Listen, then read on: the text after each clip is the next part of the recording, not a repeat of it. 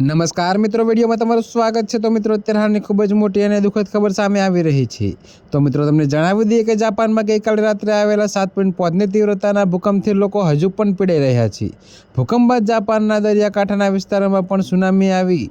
જોકે મિત્રો, આ દુર્ઘટનાએ સમગ્ર દેશને હચમચાવી નાખ્યો છે।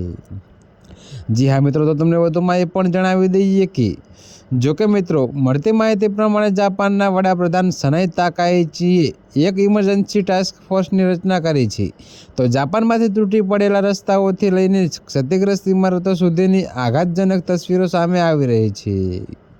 જી હા મિત્રો, તો અત્યારે હાલની આ ખૂબ જ મોટી અને દુઃખદ ખબર છે। ત્યારે મિત્રો, fire and disaster management agency અનુસાર ભૂકંપમાં 33 લોકો ઘાયલ થયાના અહેવાલ છે, જેમાંથી એકની હાલત ગંભીર છે। ત્યારે મિત્રો, પ્રધાનમંત્રી સનાઈ તાકાઈએ એક મીડિયા બ્રીફિંગમાં જણાવ્યું હતું કે ઇમરજન્સી ટાસ્ક ફોર્સની રચના કરવામાં આવી છે।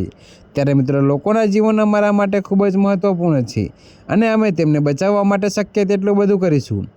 તેમણે કહ્યું કે આ પ્રદેશમાં પરમાણુ પાવર પ્લાન્ટ પર સલામતી તપાસ કરવામાં આવી રહી છે।